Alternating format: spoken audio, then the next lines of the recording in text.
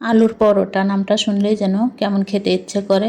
আমার বাসার সবারই এই আলুর পরোটাটা অনেক পছন্দ। আজকে আমি আপনাদের সাথে শেয়ার করব একটি আলুর পরোটার রেসিপি। আশা করছি ভালো লাগবে। প্রথমে আমি নিয়ে নিচ্ছি 2 কাপ আটা। আজকে আমি আটা দিয়ে তৈরি করব।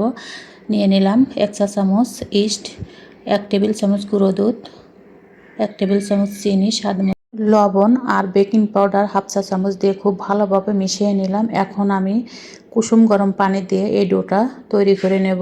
খুব বেশি শক্ত হবে না, আবার নরমও হবে না। এভাবে আমি ডোটা বানিয়ে নিলাম। আমি এই ডোটা 5 মিনিট মুথে নিয়েছি। এখন উপর দিয়ে একটু তেল দিয়ে 10 মিনিট রেস্টে রেখে দেবো। অন্যদিকে আমি আলুর পুরটা তৈরি করে নেব। আগের থেকে 3টে আলু সিদ্ধ করে নিয়েছি। এখন এই আলুটা আমি একটা গ্রেটারের সাহায্যে এটা গ্রেট করে নেব। এতে করে আলুর মধ্যে কোনো লাঞ্চ থাকবে না। আপনারা এটা হাত দিয়েও করে নিতে পারবেন, কোনো সমস্যা হবে না। এখন আমি দিয়ে দিই কাঁচা পাকা 2টা মরিচ কুচি, দিয়ে দিলাম চাট মশলা 1/2 চা চামচ, চিলি ফ্লেক্স 1 চা চামচ, 1 বাটি ধনে পাতা কুচি, আর হচ্ছে 2টা লুডুসের মশলা, স্বাদ মতো লবণ দিয়ে এখন আমি এই ভর্তাটা বানিয়ে নেব। এখন দিয়ে দিচ্ছি পেঁয়াজের বেরেস্তা, কাঁচা পেঁয়াজ এখানে আমি ব্যবহার করিনি। এটা দিয়েও খুব ভালোভাবে মাখিয়ে নেব। মাখানো হয়ে গেলে এখান থেকে আমি ছোট ছোট বল করে তৈরি করে নেব। এটা আমি আমার পছন্দ মতো বানিয়ে নিচ্ছি। আপনারা আপনাদের পছন্দ মতো করে নিতে পারবেন। পাশে রেখে দেব। এদিকে আমার ডোটা রেডি। এখান থেকে আমি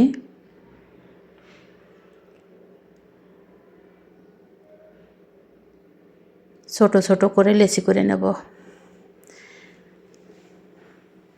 আমি এই পরোটাটা খুব বেশি বড় করব না, আবার একবারে ছোটও করব না।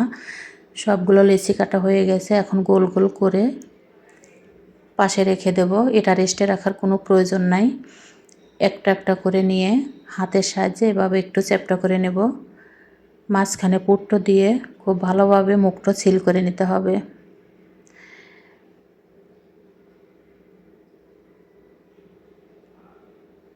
এভাবেই আমি সবগুলো পুর বলে ভালোভাবে মুখ সিল করে নেব।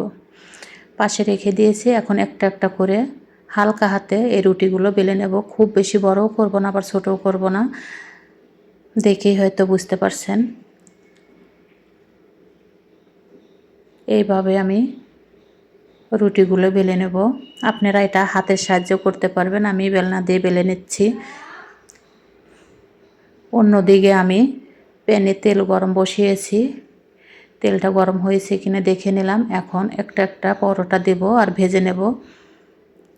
এই পরোটাটা খেতে কিন্তু অসম্ভব মজার হয়। সবগুলো পরোটাই আমি এভাবে ভেজে নেব। আমার রেসিপিটি যদি ভালো লাগে অবশ্যই পাশে থাকবেন, বন্ধুদের মাঝে শেয়ার করবেন।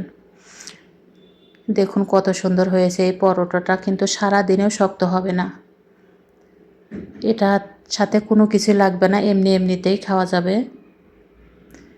আমি একটা ছিঁড়ে দেখিয়ে দিচ্ছি। দেখুন ভিতরটা কত সুন্দর হয়েছে, অনেক লেয়ারযুক্ত। আল্লাহ হাফেজ।